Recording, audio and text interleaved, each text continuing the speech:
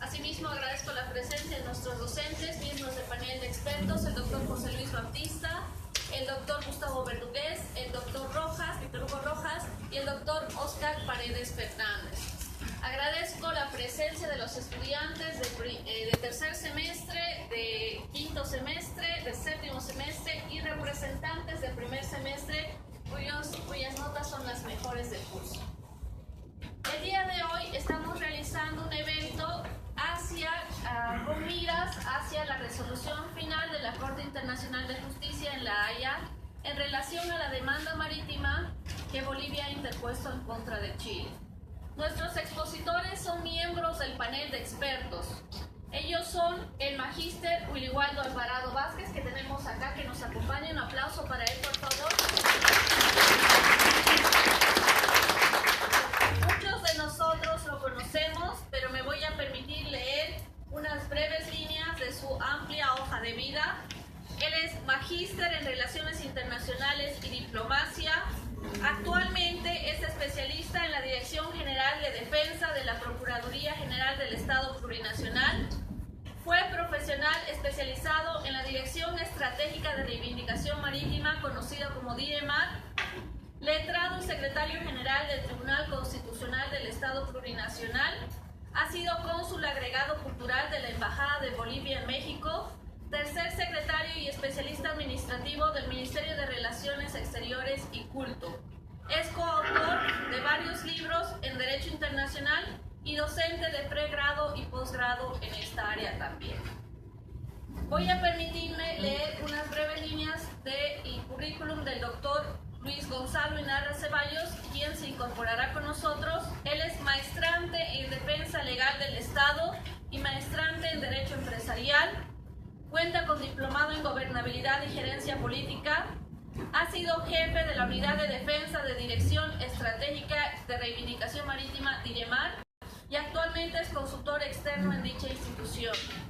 Ha sido secretario general y actual vicepresidente del Instituto de Estudios Internacionales IDI. Es coautor de varios libros en Derecho Internacional y docente de pregrado y posgrado en esta área. Agradecemos realmente la presencia de estos dos especialistas en el área internacional, miembros de nuestro panel de expertos. Y es importante considerar que, dada la temática que es de interés nacional, la Universidad del Valle ha venido realizando una serie de eventos. Conversábamos con el doctor Alvarado y el presente evento es una serie de cuarto evento realizado. La data de eventos sobre la temática comenzó el año 2015, donde inicialmente realizamos un panel similar sobre análisis del fallo de la Corte Internacional de Justicia en La Haya en relación a la competencia que esta Corte tenía para conocer la demanda Bolivia-Chile. Luego de esto, en mayo también del 2015, tuvimos oportunidad de ver la transmisión online en tiempo real sobre los alegatos que se hicieron en La Haya con los estudiantes de la carrera. En 2016 tuvimos con nuestros dos especialistas también, el doctor Alvarado y el doctor Inarra, un panel de análisis de esta demanda marítima y del fallo sobre la competencia que dictó La Haya. Y el día de hoy damos continuidad a esta serie de eventos, pero ya con miras hacia un posible fallo, a la etapa final, el posible fallo que va a emitir la Corte Internacional de Justicia. Es importante que como estudiantes de Derecho y futuros profesionales sepamos esgrimir detalles que tienen que ver con esta. Y recordemos un análisis histórico de las etapas, ¿no es cierto?, que este ha tenido. Recordemos que en principio hubo una solicitud de inicio de procedimientos ante la Corte Internacional de Justicia de La Haya que realizó Bolivia en abril del 2013. Posterior a esto, el secretario de la Corte Internacional de Justicia convocó a ambas partes, convocó a Chile y Bolivia para que en consenso de partes se determinen los plazos procesales. En marzo del 2014, Bolivia realiza una formalización de la presentación de la memoria. 3 meses después, Chile presenta las objeciones preliminares a la competencia que esta Corte tenía y se abre el tema de la excepción de competencia con una contestación de Chile a las objeciones y alegatos orales para contar con una resolución en septiembre del 2015. La resolución que decía que la Corte Internacional de Justicia era competente para conocer la demanda marítima. Luego Chile presenta una contramemoria 10 meses después de emitido el fallo precitado. Después, obviamente, tenemos la réplica de Bolivia, la dúplica que realiza Chile, y a inicios de este año la Corte Internacional de Justicia indica a las partes las fechas de celebración de los alegatos antes del fallo final, fechas que han sido 19 y 20, 22 y 23 y 26, culminando con el 28 de marzo del presente año. Los alegatos realizados tanto por Bolivia como por Chile. Queda esperar en un plazo de 6 meses a un año aproximadamente la resolución final que tenga la Corte Internacional de Justicia sobre esta demanda marítima. En este sentido, los documentos ya han sido colgados en la página web de la Corte Internacional de Justicia y los alegatos orales han sido realizados. En este sentido, nuestros especialistas van a ayudarnos con un análisis para conocer, para analizar, para dilucidar, para anticiparnos tal vez de alguna manera en base a los argumentos mencionados cuál posiblemente podría ser el fallo que este tribunal tuviese, cuáles son las implicaciones también que pudiesen haber. Damos la bienvenida y es importante mencionar que este evento va a tener dos partes. La primera, una presentación de videos que les voy a pedir mucha atención porque de esta presentación corta de videos vamos a poder sacar los argumentos que seguramente después nuestros expositores van a poder analizar a detalle. Importante también es aclarar que el total de alegatos orales realizados en las fechas mencionadas han sido grabados y contaremos a partir de la próxima semana con ellos a disposición de ustedes en Biblioteca del 10º piso para consulta. Doctor Alvarado, cedo la palabra a usted. Tiene la palabra. Puede presentar los videos y realizar la explicación. Buenos días, doctora Cano, muchas gracias. Gracias a todos ustedes por estar presentes en esta sala. Gracias a los colegas que forman parte del panel de expertos y en realidad toda la comunidad de Univalle, de la cual yo me siento muy orgulloso de ser parte. Le quiero dar las gracias a la doctora Cano por esta iniciativa. Doctora, muchas gracias y muchas felicidades y ojalá continuemos con este tipo de actividades. Bien. A ver, hemos estructurado esta actividad de la siguiente manera.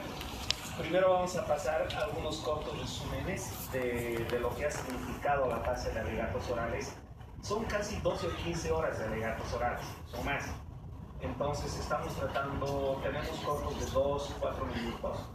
Los vamos a pasar y de inmediato el doctor Navi y mi persona vamos a hacer conocer nuestras percepciones sobre lo que ha sido esta fase de alegatos orales y probablemente sobre qué proyecciones podríamos tener sobre un eventual fallo que vaya a emitir la Corte Internacional de Justicia. Ya, doctor Ignaro, estamos empezando con la actividad, vamos a pasar los videos de este programa y de inmediato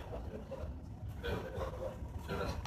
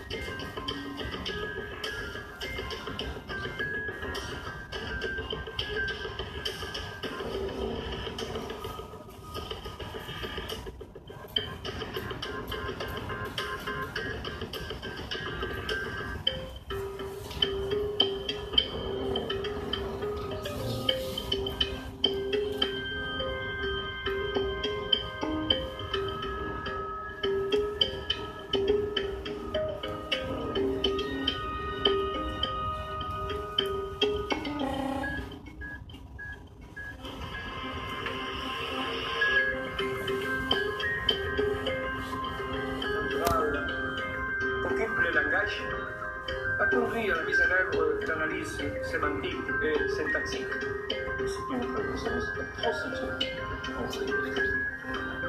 members shall sacrifice national speech.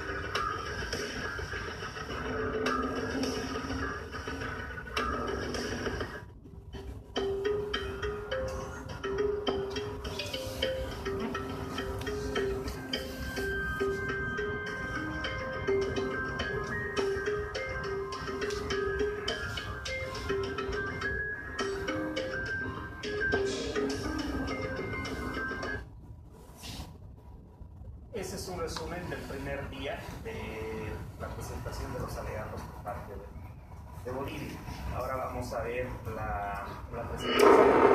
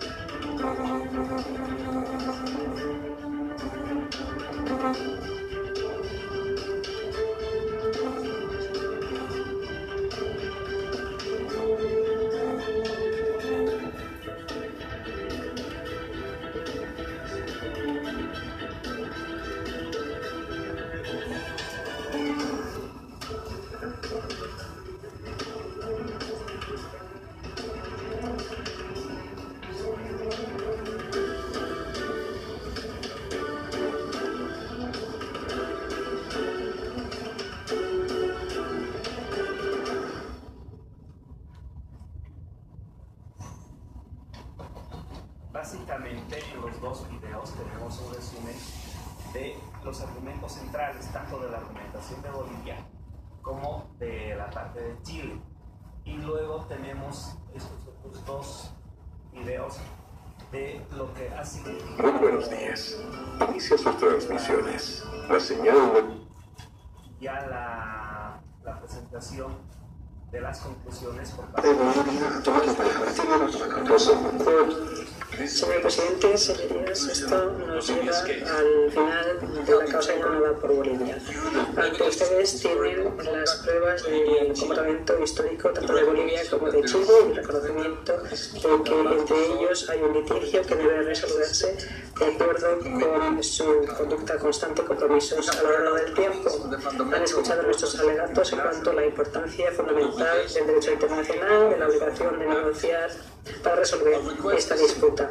Nuestra solicitud es sencilla y esta causa nunca se habría presentado ante ustedes si Chile hubiera cumplido con su obligación de negociar con Bolivia el acceso soberano al mar. Esta disputa pendiente tiene sus raíces en el siglo XIX, cuando Chile reconoció las consecuencias del confinamiento de Bolivia, un confinamiento causado por la invasión militar de Chile del litoral boliviano y sus continuas propuestas de dar a Bolivia un acceso al mar y así creando para ella misma la obligación de negociar. Hoy, en el siglo XXI, Bolivia y Chile tienen a su disposición muchas soluciones creativas y prácticas para este problema que dificulta un futuro mejor de cooperación. Nuestra causa sometida a esta corte no es hostil contra Chile, de está guiada por un objetivo de amistad y de integración. Esa es nuestra vocación real y nuestro destino común. Deberíamos poder retomar negociaciones y de una vez por todas poner fin a esta fuente constante de conflicto entre nosotros. No se trata de un conflicto irresoluble. La solución a esta disputa no va a modificar el orden mundial ni modificar los aspectos fundamentales de la diplomacia, de la política o de la política de exteriores. Todo lo contrario, demostrará que el derecho internacional, las organizaciones multilaterales y la justicia internacional trabajan conjuntamente con la voluntad de las partes de conseguir soluciones justas y duraderas. Como decía al principio, prácticamente toda la nación boliviana ha seguido palabra por palabra cada minuto de este juicio y acudimos a la Corte para que haga justicia. Quisiera dar las gracias a nuestro presidente Evo Morales Ayma, a los máximos representantes de nuestra Asamblea Legislativa, ministros, tres antiguos presidentes, antiguo ministro de Asuntos Exteriores, los dirigentes de movimientos indígenas y sociales y a tantos paisanos y paisanas por su presencia, porque su presencia demuestra sin duda alguna la importancia histórica de este procedimiento judicial. Antes de leer los alegatos finales de Bolivia y en nombre de toda nuestra delegación quisiera expresar nuestro sincero agradecimiento a la Corte por su atención y por su paciencia durante esta vista oral. También quisiera dar las gracias al secretario, el señor Philippe Couvreur, y a todos sus colaboradores, incluyendo los intérpretes, por su cortesía, eficacia y colaboración. También aprovecho la oportunidad para dar las gracias a todos los miembros de la delegación de Bolivia por su duro trabajo al presentar y preparar la causa de Bolivia. Y finalmente también quisiera dar las gracias a la delegación de Chile, presidida por el ministro Roberto Ampuero, por su cortesía y consideración durante esta vista oral. Señor presidente, señorías, ahora voy a presentar los alegatos finales de Bolivia. Bolivia solicita respetuosamente a la Corte que reconozca y declare que Chile tiene la obligación de negociar con el Estado Plurinacional de Bolivia con miras a alcanzar un acuerdo con el que se conceda a Bolivia pleno acceso soberano al Océano Pacífico. B. Que Chile ha quebrantado dicha obligación. Y C. Que Chile ha de dar cumplimiento de buena fe, con prontitud, fehacientemente, en un plazo razonable y con eficacia, a dicha obligación de conceder a Bolivia pleno acceso soberano al Océano Pacífico. Señor presidente, distinguidos miembros de la Corte, gracias por su atención y por esto concluyen los alegatos de Bolivia. Gracias a la gente de Bolivia, la Corte toma nota de los alegatos finales que acaban. Bueno, ese es el resumen presentado por el expresidente de Bolivia, Eduardo Rodríguez Holcero, nuestro presidente. Y ahora vamos a ver el cierre de alegatos por parte de la delegación chilena. En este caso, quien le correspondió fue a Claudio Grosso.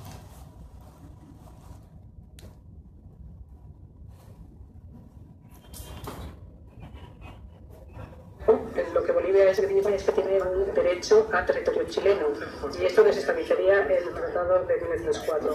El lunes Bolivia mostró una imagen con el título Costa propuesta para Bolivia. En el territorio chileno marcado, propuesto como costa para Bolivia, viven y trabajan miles de familias chinas, incluyendo aymara e indígenas chilenos.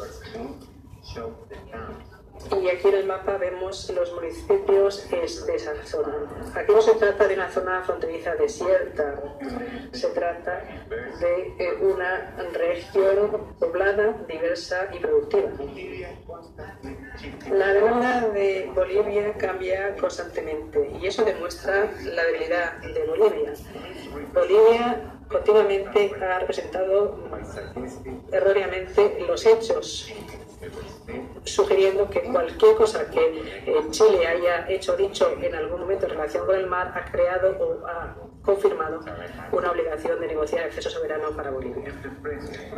Señor presidente, señorías, el derecho internacional siempre ha tratado las cuestiones de soberanía sobre territorio con un importante rigor.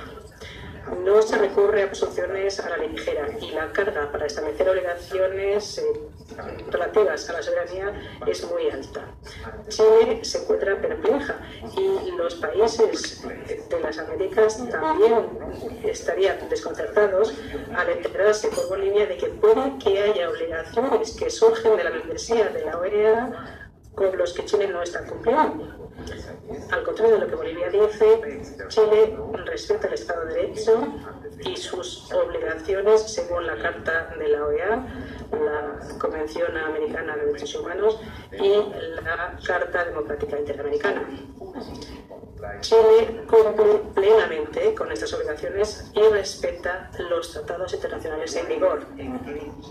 La OEA abordó la cuestión de las aspiraciones de Bolivia entre los años 1979 y 1989. Lo que entonces ocurrió no ha continuado en las 3 décadas que han transcurrido desde entonces. No hubo resoluciones de la Asamblea General sobre esta cuestión antes de 1979 y tampoco ha habido resoluciones sobre esta cuestión después de 1989. A pesar de lo que Bolivia ha dicho aquí, la OEA no considera que las aspiraciones de Bolivia sean una cuestión de, cito, interés hemisférico continuo después de 1989. Si siguieran siendo cuestiones de interés hemisférico, cabría esperar que la OEA o representantes relevantes del hemisferio tomaran medidas para expresar ese interés dentro de la Organización de Estados Americanos, pero no lo están haciendo. Bolivia no ha explicado por qué no ha habido ninguna resolución de la Asamblea de la OEA desde 1989 sobre este tema. Teniendo en cuenta la pasión con la que Bolivia ha presentado la causa aquí, la Corte tendría razón si preguntara por qué es que Bolivia no ha planteado esta cuestión en la Organización de Estados Americanos utilizando el mecanismo propio de la OEA para la resolución pacífica de disputas. La respuesta es clara. Bolivia sabe que no tiene apoyo. Poco importa que las aspiraciones de Bolivia, como ha expresado la profesora Pinto, estuvieran en la agenda hasta hace 6 años. La única razón por la que aparecieron en el orden del día es porque Bolivia tenía el derecho unilateral de ponerlo ahí. No ha habido ninguna valoración de la OEA en su conjunto, ni en cuanto a que sea una cuestión importante para la organización o para la región, ni en cuanto al fondo de la cuestión tampoco. Todo lo contrario, la Asamblea General de OEA se ha mantenido silenciosa sobre esta cuestión desde 1989 y esto dice mucho. Desde 1989 ningún secretario general de la OEA ha tomado medidas acordes con el derecho de iniciativa según el artículo 110.2 de la Carta de la OEA en cuanto a las aspiraciones de Bolivia. Señor presidente, señorías, Chile mantiene políticas de cooperación e integración con todos sus vecinos, incluyendo también a Bolivia.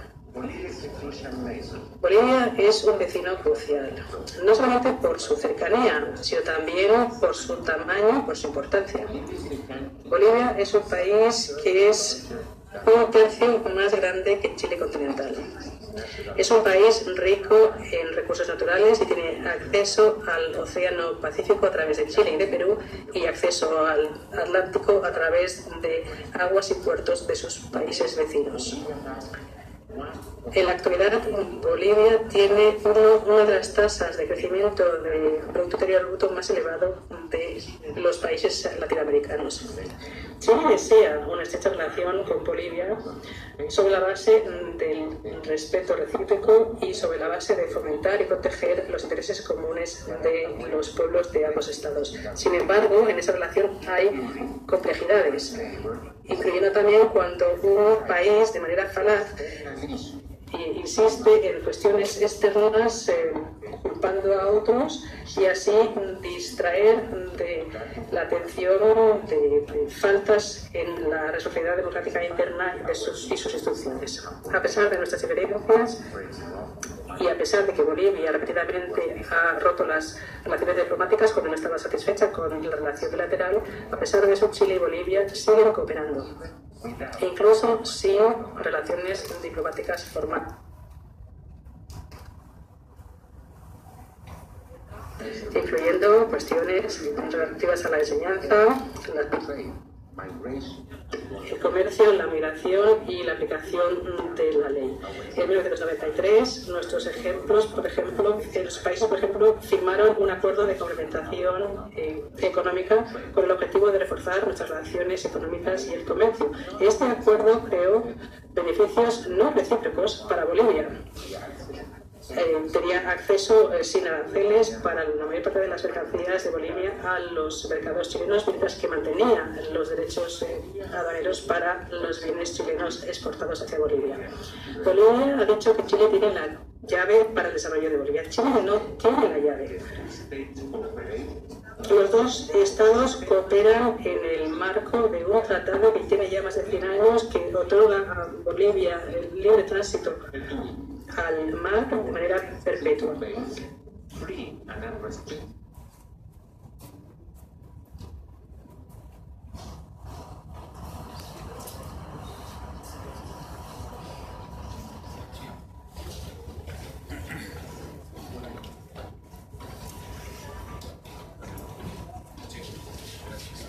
Buenos días, estimados colegas, estimados estudiantes. Muy agradecido por la invitación, sobre todo a la doctora Liliana Cano, la directora de nuestra carrera de Derecho. También un saludo al doctor Julio Waldo Alvarado, que también es docente de Derecho Internacional, igual de nuestra universidad.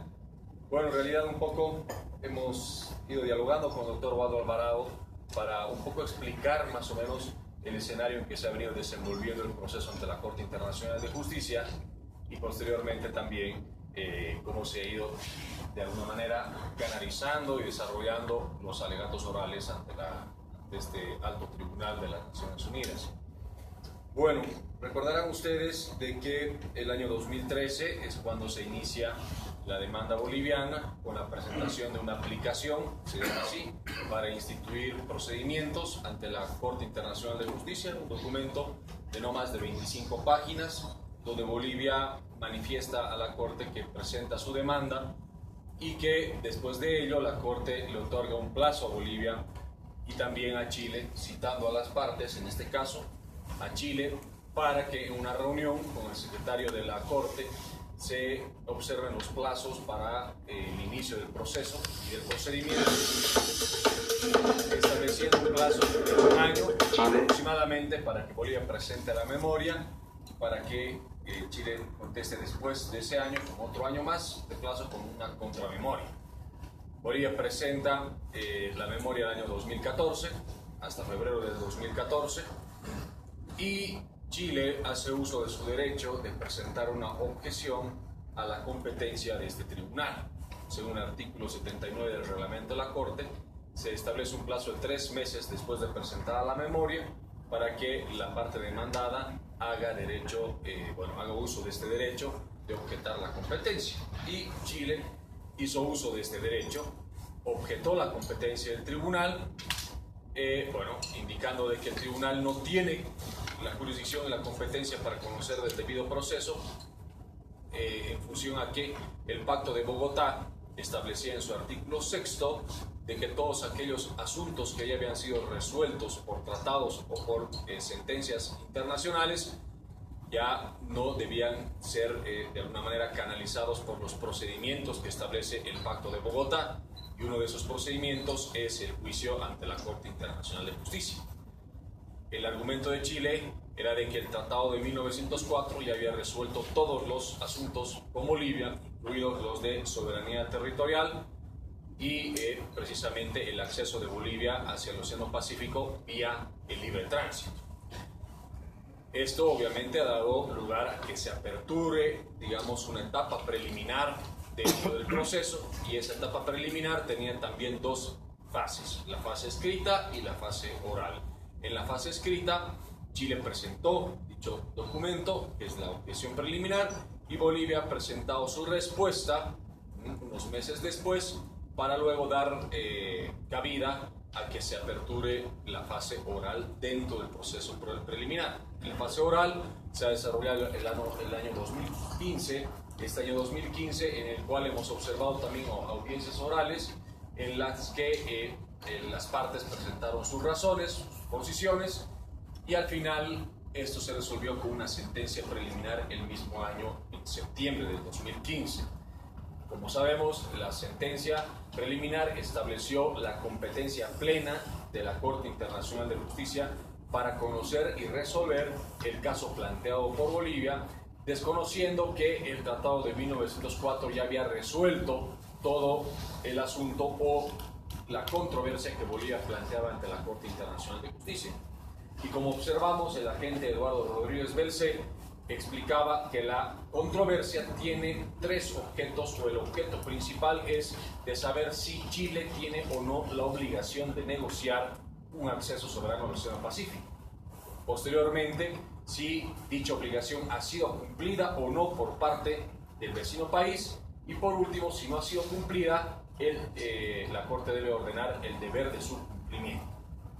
Bueno, la Corte, en el fallo preliminar, estableció que el objeto de la controversia era distinto al cual Chile interpretó y que este era independiente del Tratado de 1904.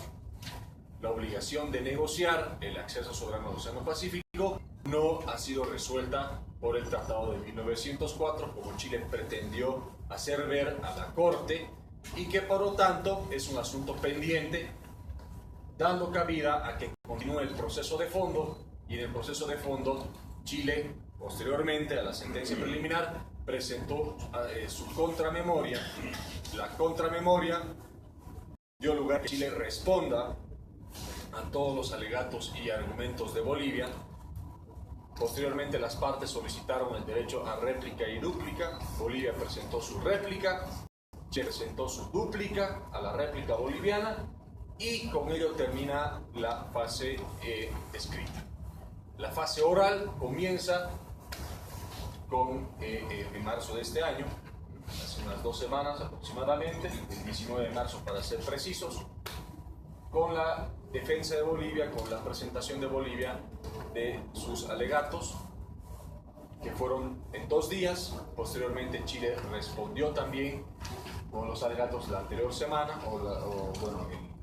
he entendido el 22 o 23 de marzo, y posteriormente se dio lugar también a la réplica y a la dúplica oral, que es lo que hemos estado observando.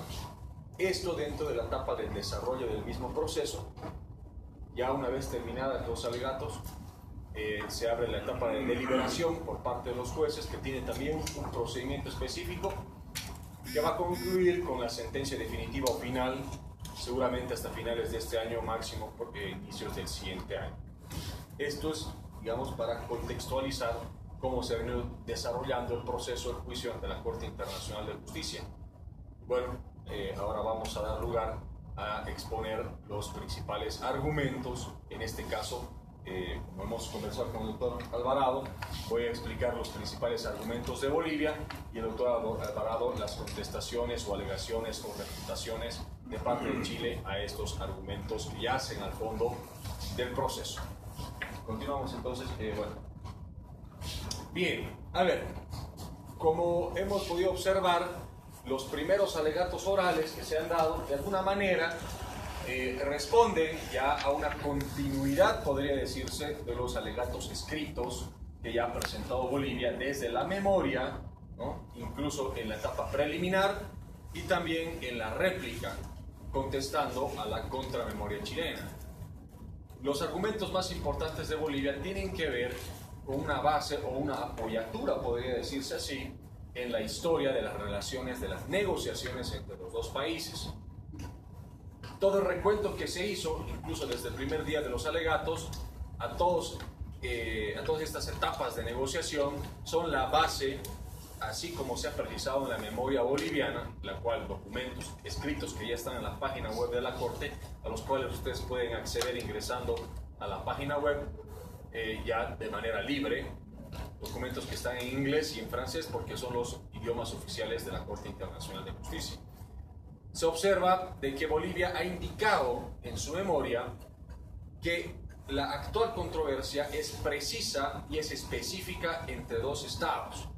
Es decir, la obligación de negociar que ha emergido en este caso ha sido formada y consolidada por la conducta y el consentimiento o voluntad de ambos estados, sobre todo por la voluntad y el consentimiento del Estado chileno.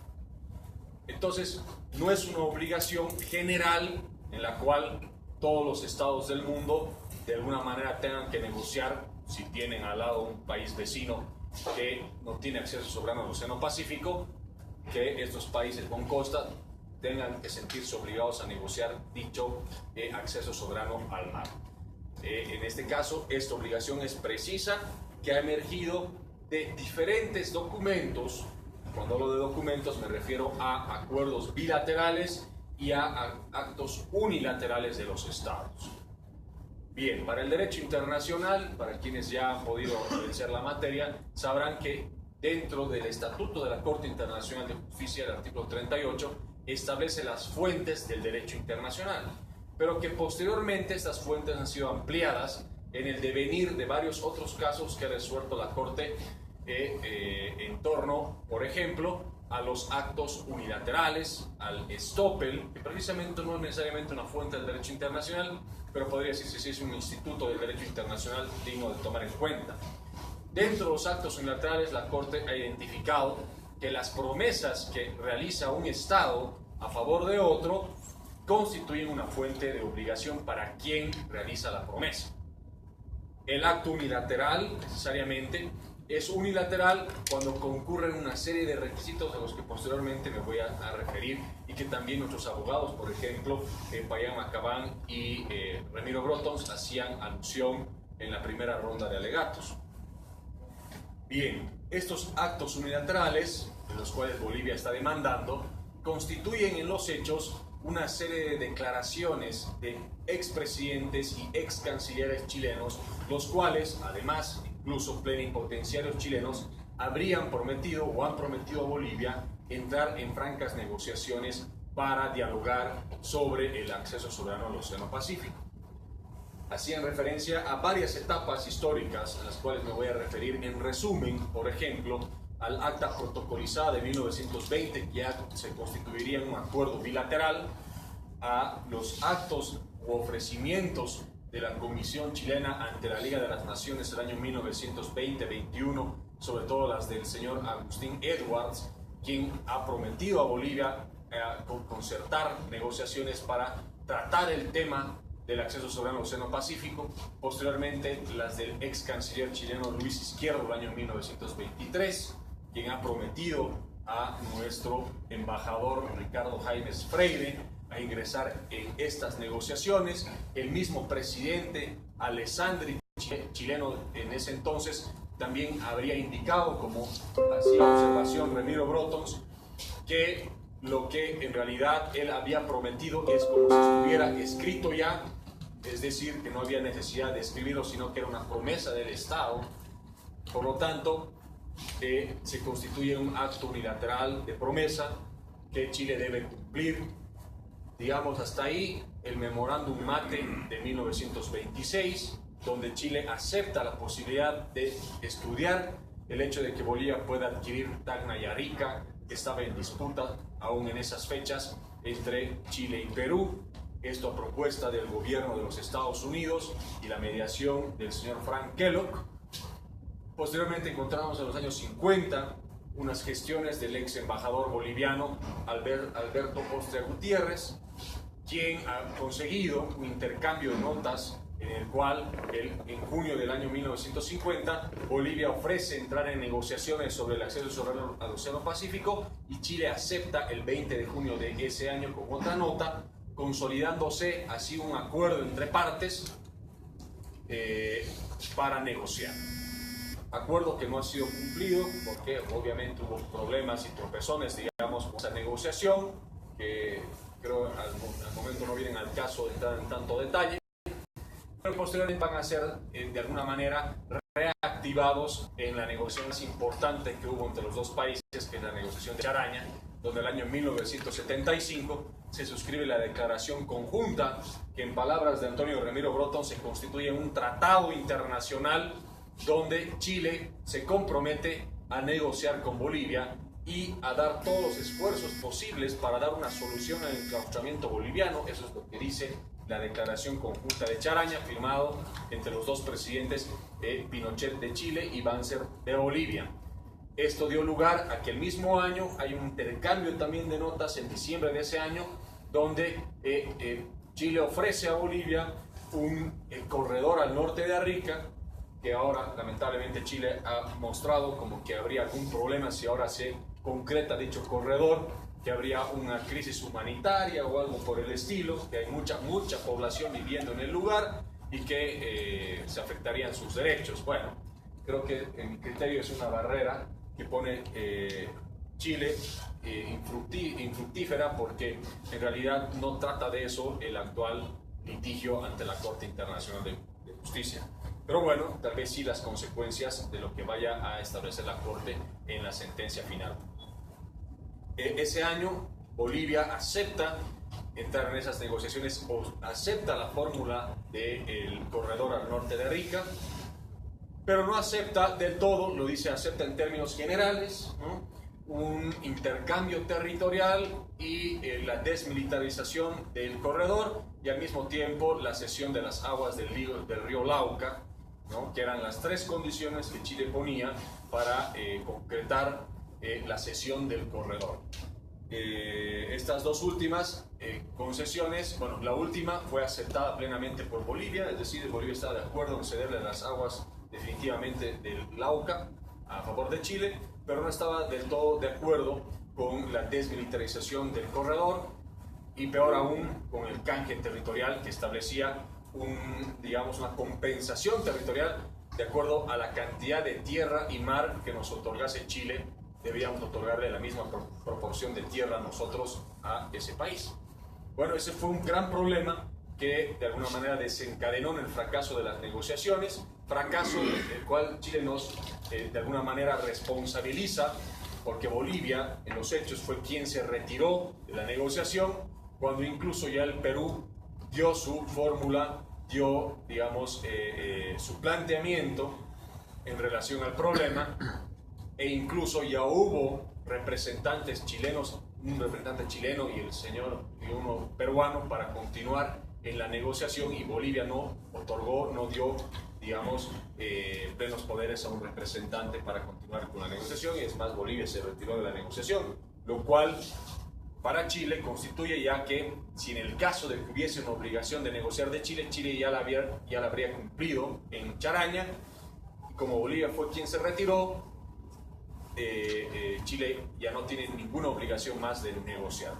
Esto obviamente es un argumento débil a mi entender, porque posteriormente, el año 79, un año después de fracasadas las negociaciones, Chile da su voto favorable en la reunión de la OEA que se dio en La Paz, donde hubo la resolución 686, donde se estableció que el tema marítimo boliviano es un tema de interés hemisférico, y Chile dio su voto favorable. También lo dio el año 83, donde incluso hubo una especie de mediación del presidente Betancur de Colombia, quien trató de acercar a las partes para que las partes puedan dialogar y llegar a un arreglo o un acuerdo sobre la problemática.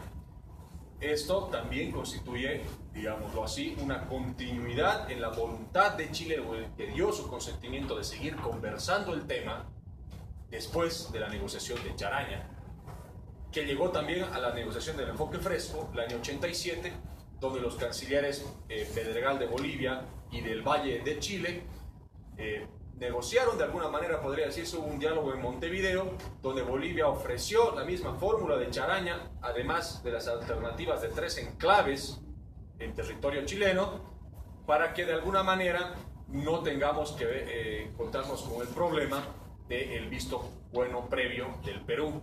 en función al Tratado de 1929 de Lima, ¿no?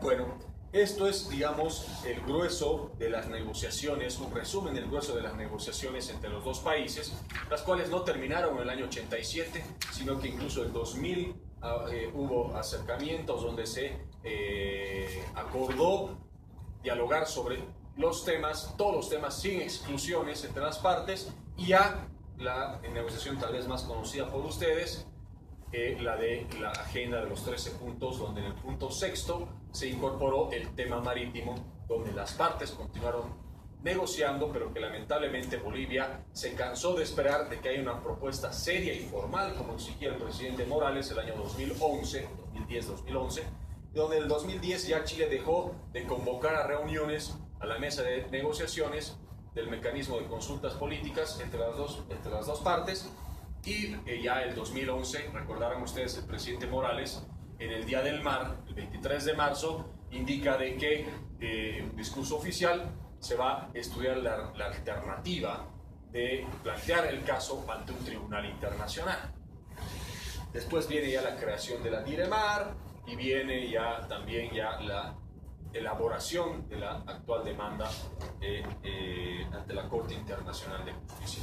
Entonces, este resumen de los hechos nos muestra que Chile tuvo durante más de 100 años la intención, en ciertas etapas de la historia, de dialogar y negociar con Bolivia, suscribiendo documentos oficiales reconocidas por las cancillerías de ambos países. Es más, muchos de ellos estuvieron en los anuarios oficiales de la Cancillería de Chile, por ejemplo, la Declaración Conjunta de Charaña, el intercambio de notas, incluso en la sección de tratados internacionales de ese anuario de Chile se encuentra la Declaración Conjunta de Charaña. Es decir, Chile le dio ese valor de un acuerdo internacional a la Declaración Conjunta de Charaña.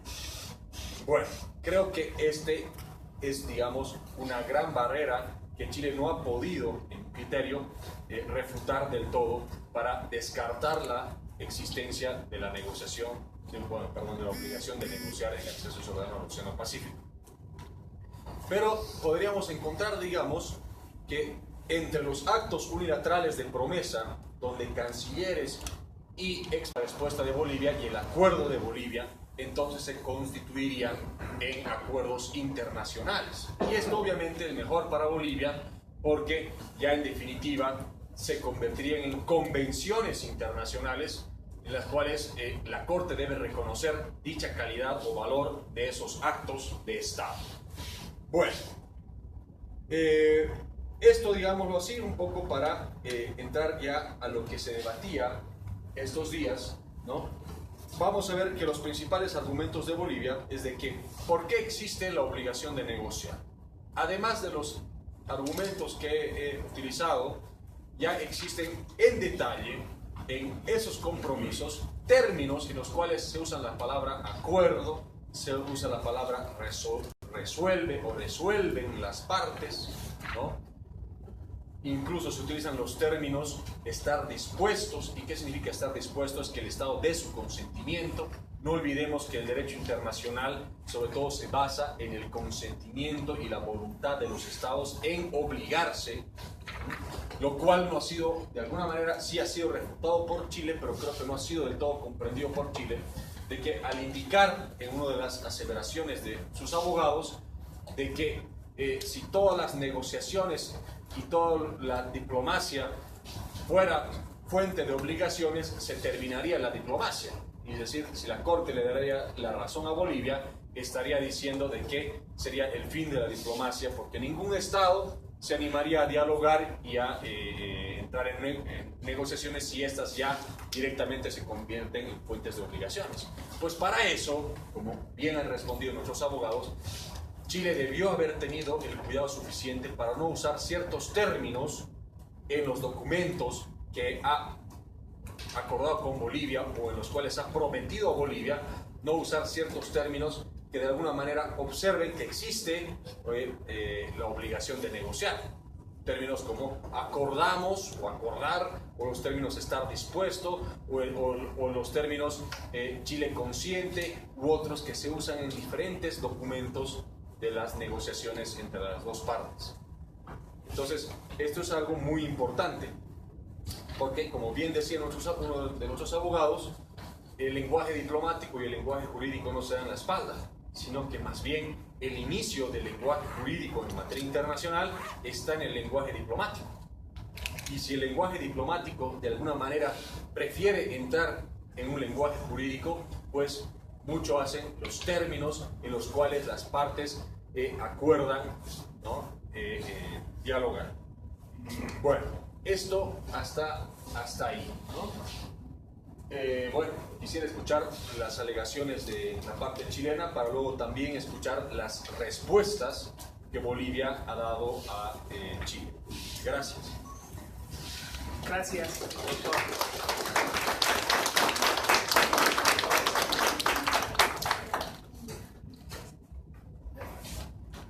Gracias, doctor Inar. A ver, ha hecho un brillante repaso de lo que ha sido el proceso de compromisos que se ha generado entre ambos países. Entonces, si ubicamos esto entre tonos de blanco y negro, yo voy a hacer el ejercicio de que todo lo expuesto por el doctor Inar es en blanco para Bolivia, ¿no es verdad?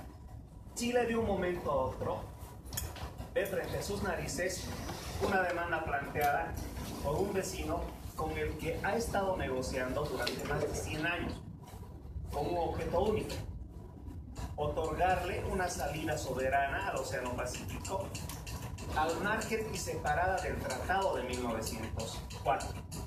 ¿Ya? Ahí, por ejemplo, yo tengo una hipótesis que se inicia el año 2006, que lo hemos discutido en algún momento.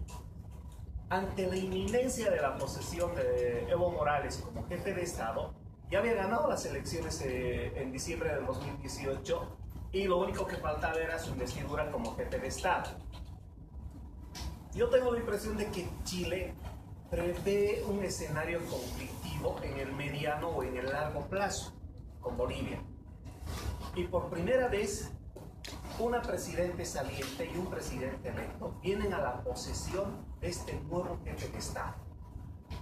¿Ya? El año 2005, como mencionaba el doctor Inarra, se había incluido el tema marítimo como un punto específico de la agenda bilateral. Hasta antes del 2005, Bolivia y Chile negociaron el acceso soberano, pero lo negociaban de manera separada y de manera secreta del resto de la agenda entre los dos países. Siempre se trataba en comisiones de alto nivel y además de manera reservada. Sin embargo, el año 2005 se incluye el tema marítimo con ese rótulo como parte de la agenda entre los dos países. Si ustedes quieren, se transparenta el tratamiento del tema marítimo y se lo incorpora en la agenda bilateral. Posesionado Evo Morales visita a Chile a la posesión de Michelle Bachelet.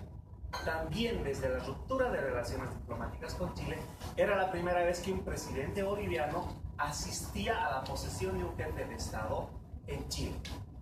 En ese tiempo, si ustedes recuerdan, las noticias en ambos países, ¿no es cierto?, reflejaban una relación de armonía y de coincidencia entre ambos estados. Y finalmente, en el propio mes de marzo, salen la presidenta Bachelet y el presidente Evo Morales y anuncian la agenda de 13 puntos, cuyo punto sexto era el tema marítimo.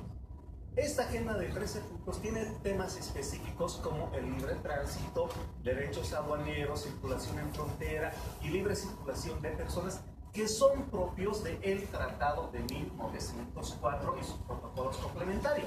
Entonces, ¿qué quiere decir esto? Que aparte de lo que es la agenda marítima o el tema marítimo o el Tratado de 1904, Chile y Bolivia deciden incorporar un punto específico, el punto sexto, como tema marítimo boliviano. Esta inclusión no tenía otro objeto que negociar o continuar con el proceso de negociaciones el acceso soberano de Bolivia al Océano Pacífico. El lenguaje que se utiliza en este punto, en el acta de 13 puntos, es bastante reducido y muy cuidadoso en las palabras. Pero si vemos la primera acta hasta la última, se nota que hubieron avances significativos entre ambos países hasta llegar a a la reunión bilateral de marzo del 2010, en la que los dos países acuerdan formular propuestas concretas, factibles y útiles, y Chile decide ya no convocar más a este mecanismo hasta que el 23 de marzo de 2011 el presidente Evo Morales anuncia poner fin a las negociaciones bilaterales y acudir a mecanismos u organismos internacionales o tribunales internacionales. Ahora ya sabemos el mecanismo elegido, es el mecanismo judicial, ¿no es cierto? Y en este caso acude a la Corte Internacional de Justicia. Entonces, el momento en que el presidente Evo Morales anuncia que va a acudir ante tribunales internacionales para resolver este problema bilateral, Chile asume una posición férrea, que es su posición histórica. No hay asuntos pendientes con Bolivia. Todos los asuntos pendientes entre Bolivia y Chile fueron resueltos con el Tratado de 1904 y sostiene esta versión desde el 2011 hasta el año 2013, en el que Bolivia presenta su aplicación. Y en ese momento, ¿no es cierto?, Chile ratifica nuevamente su posición. Entre Bolivia y Chile no hay nada pendiente de resolver. Bolivia, si continúa en esta línea, lo que está buscando es modificar indirectamente el Tratado de 1904. Y mantiene esta postura y la plasma en su objeción preliminar. ¿Qué es lo que le dice Chile a la Corte para pedirle que se declare incompetente para tratar este asunto? Le dice: señores de la Corte, este es un asunto resuelto antes de 1948.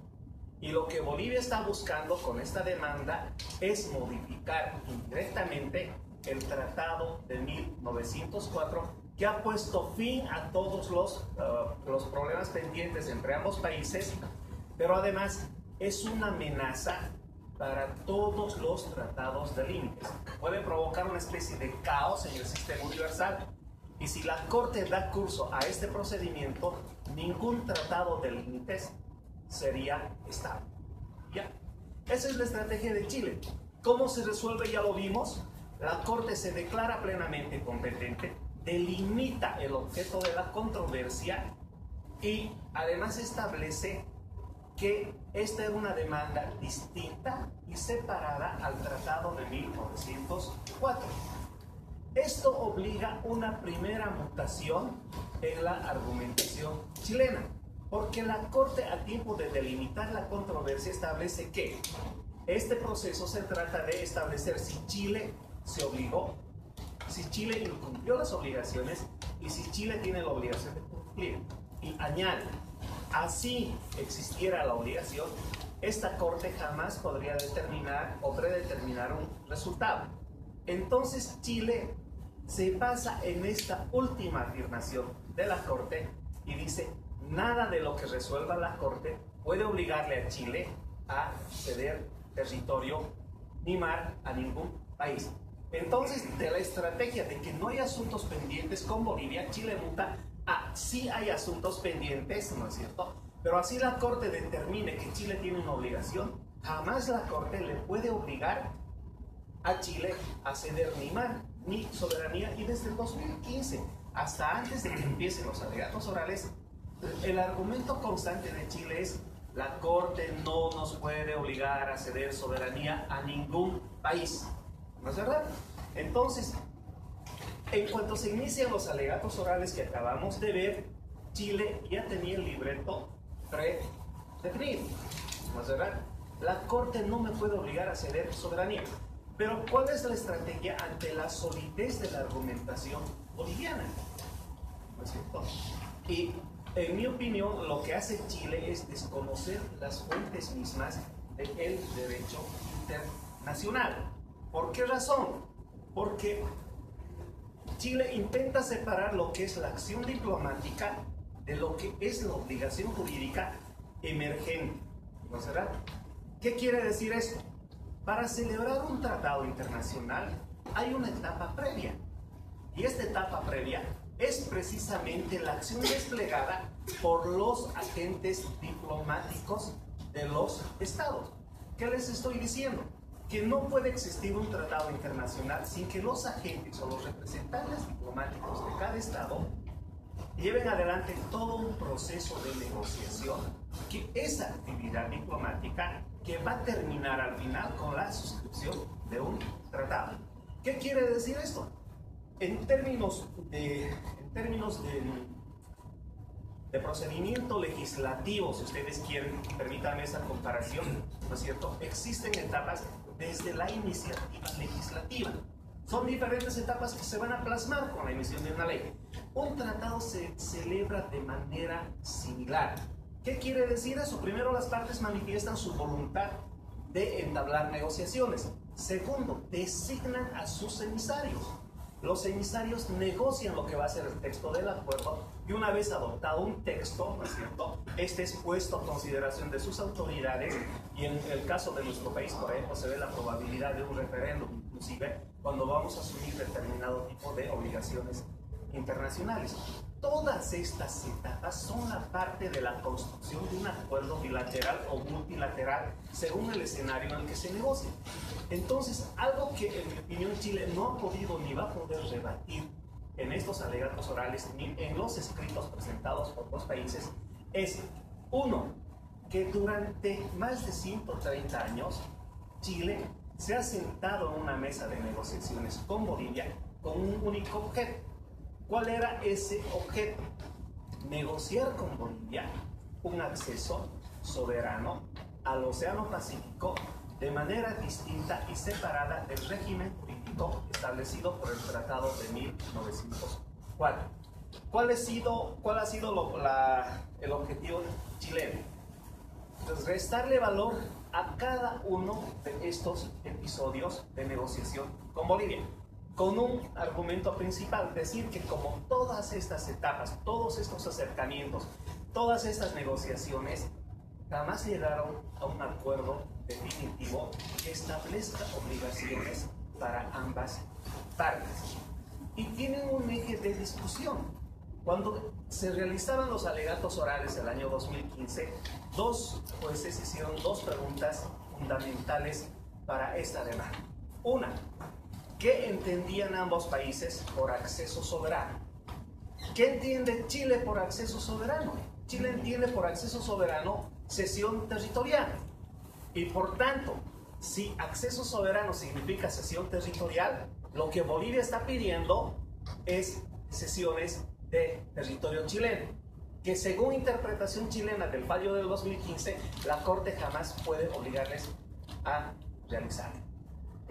Segundo elemento, ¿en qué momento se contrajo o en qué momento se consolidó un acuerdo entre ambas partes para llevar adelante una negociación que le obligue a Chile a ceder soberanía?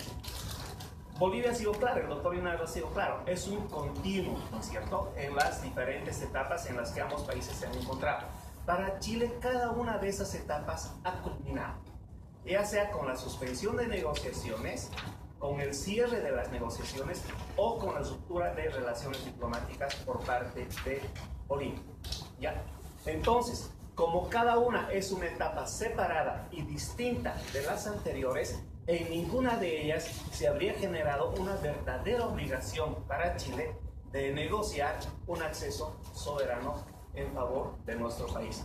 Entonces, considero que de acá para adelante el análisis de la Corte se va a centrar precisamente en determinar o no si existe una constante durante todos los procesos de negociación en el que han participado los dos países y si en virtud de esta constante Chile tiene la obligación de negociar este acceso soberano.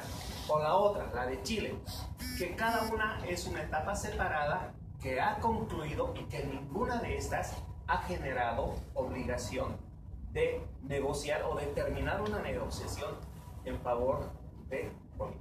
Yo creo que básicamente en eso se resume la posición de Chile en lo que es este proceso entre Bolivia y Chile, ¿no es cierto? De acá para adelante solo falta esperar que la Corte analice los 4 documentos principales, analice la teoría del caso exhibida por ambos países durante estos alegatos orales, y en los meses que vienen tendremos que esperar la demanda, pero va a ser entre estos dos parámetros fijados tanto por Bolivia como por Chile. Yo terminaré ahí para continuar. Precisamente cuando esa tesis que presentó Chile podría decirse, de la fragmentación de ciclos de negociación que se abren y que se cierran, y que al cerrarse, si no han logrado constituir una fuente de obligación de negociar, sino que más bien dicha obligación, si habría emergido, ya terminaría de completarse para que en el siguiente ciclo no haya una continuidad, podría decirse, ¿no? Esa es la tesis que ha presentado Chile. Ahora, ¿la Corte qué va a hacer? Ya la Corte ya lo dijo en la sentencia del 2015. A ver, yo voy a ver si existe la obligación de negociar, si esa obligación se ha cumplido y si Chile tiene la obligación de cumplirlo, ¿no? Es decir, con la negociación. Entonces, lo primero que va a hacer la Corte es ver si existen las suficientes fuentes ya jurídicas que generan esa obligación. Según Bolivia sí, según Chile no. Como explicaba el doctor Alvarado, para Chile no pasa esto de un lenguaje diplomático, que no tiene ninguna consecuencia jurídica, no hay ningún lenguaje legal aquí, todo está además resuelto por el Tratado de 1904, y el único tratado que rige esa relación es el de 1904.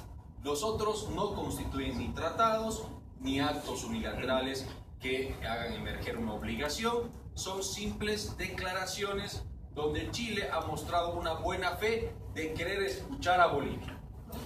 Ahora, esto, por ejemplo, yo creo que se cae, porque cuando indicaban los abogados chilenos de que Chile solamente tenía la predisposición de escuchar a Bolivia, pues en realidad nunca hubiese contestado afirmativamente a la solicitud de Bolivia, nunca hubiese hecho ningún ofrecimiento, y que en realidad fue Chile que en algunas negociaciones, como la de Charaña, fue el principal promotor o interesado, parecía más interesado que Bolivia precisamente, de arribar a un acuerdo.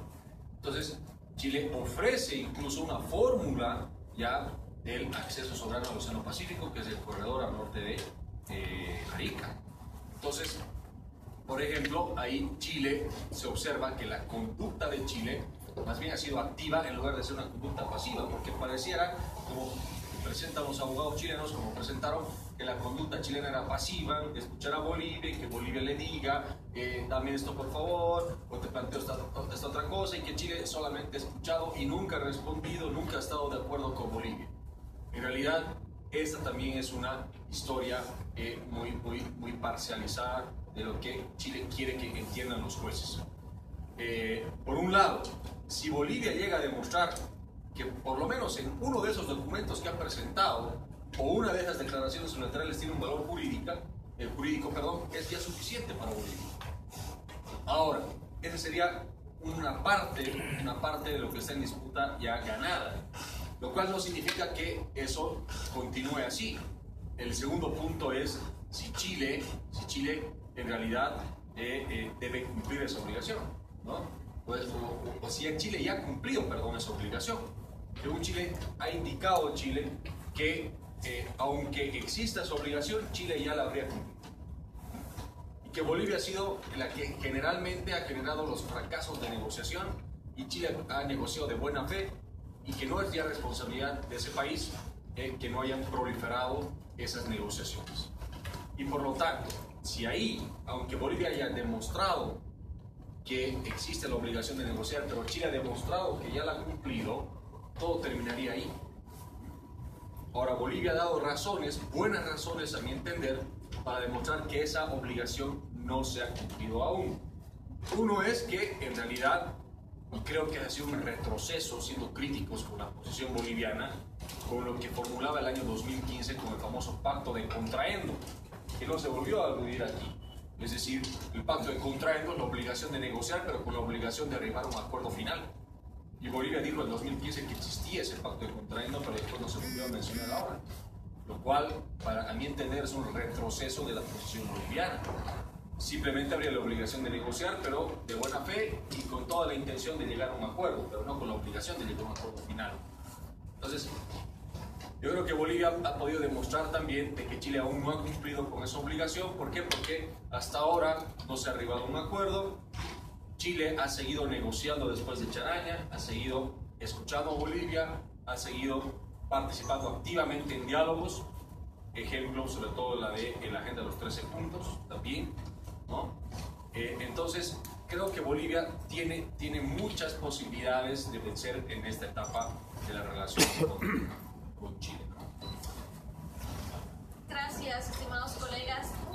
Una pregunta que lanzo a ambos conferencistas el día de hoy. En base a los argumentos que ustedes mencionan que cada Estado ha utilizado dentro de este tema ante la Corte Internacional de Justicia, ¿cuáles serían los escenarios de un posible fallo, siendo muy optimistas hasta los escenarios más desfavorables dentro de lo que es nuestra pretensión como bolivianos? Una opinión muy sencilla, si podemos comenzar con el doctor Alvarado. Wow. A ver, como está planteada nuestra demanda, considero que hasta por gravedad es un fallo que establezca que Chile generó la obligación y que está obligado a cumplirla es previsible. Ahora, va a depender mucho de la solidez que tenga nuestro país de demostrar que cada uno de estos hechos son continuos, ¿ya? Y que se ha generado por parte de Chile la obligación. Considero que en este caso la Corte inclusive va a acudir a lo que son las obligaciones de carácter convencional. Y ahí tenemos las cartas de 1950, el intercambio de notas, que en derecho internacional son un verdadero tratado. Lo mismo que la declaración de Charaña y el intercambio de notas provenientes de la declaración de Charaña. Oí a Heraldo Muñoz algo muy interesante, decir, oigan, pero lo están llamando a Pinochet presidente, y eso tiene intencionalidad. ¿Por qué razón? Porque para la validez de los tratados internacionales, uno de ellos es la capacidad plena de la gente. Y en este caso, pero no han incidido tampoco en este tema, los chilenos. ¿Por qué razón? Si fueran por ese tema, deberían de haber argumentado que Pinochet era realmente un dictador, ¿no es cierto? Y que la representatividad o la capacidad de obligar por ese carácter dictatorial perdería alguna eficacia jurídica. Pero no son los únicos actos que Chile ha celebrado por nuestro país. Porque no se olvide que Pinochet sienta las bases de lo cual hoy ellos se vanaglorian, ¿no es cierto? Que es su estabilidad económica y su proyección de carácter global. Entiendo que por esa razón los propios chilenos no han atacado este carácter. Entonces, Pinochet, como jefe de Estado, estaba en plena capacidad de obligar a su país. Considero que ambas fuentes de carácter convencional van a ser un poco la base de la determinación para que la Corte pueda declarar que Chile efectivamente se obligó y que está obligado a cumplir e ingresar en un proceso de negociación con Bolivia. Lo que sí creo que la Corte va a evitar es, y además no puede hacerlo, ¿no es cierto?, es obligar a un resultado final, a que finalmente, exacto, a imponerle plazos a Chile y mucho menos obligarle a Chile a cederse su soberanía, o sea, porque ahí entraríamos en el terreno que Chile busca. Considero que las posibilidades de que el fallo nos favorezca son muy, muy altas. Gracias, doctor. De igual manera se puede expresar su opinión. Sí, en realidad creo que el primer punto de la solicitud de Bolivia es en realidad asequible en el sentido de que la Corte nos vaya a dar la razón. Sin embargo, en realidad habría que pensar también en la eficacia de la sentencia. La Corte ya dijo en la sentencia preliminar que no va a predeterminar el resultado de las negociaciones. Esto no necesariamente es algo malo, porque Bolivia nunca le ha pedido a la Corte que predetermine el resultado de las negociaciones. Es más, son las partes quienes van a predeterminar ese resultado. Ahora, creo que hay una cuestión importante. En algún momento, antes de las audiencias orales, hablábamos, otros colegas, también con el doctor Alvarado, de que se iba a dialogar mucho sobre el concepto de soberanía y que iba a ser, digamos, una barrera para la alegación boliviana, pero no ha sido así. decir, la Corte no va a recortar el petitorio boliviano. Es decir, hasta había, digamos, diálogos que he participado, preguntas en las que decían, sí, pero va a haber obligación, pero la palabra soberanía, eso es lo complicado. La Corte va a decir que existe la obligación de negociar un acceso soberano al Océano Pacífico. Si dice que existe la obligación, no le va a quitar la palabra soberanía. Entonces, si la Corte establece que existe esa obligación de negociar el acceso soberano, pues las partes tendrán que negociar dicho acceso, pero conforme a lo que ya hizo Chile también en el pasado.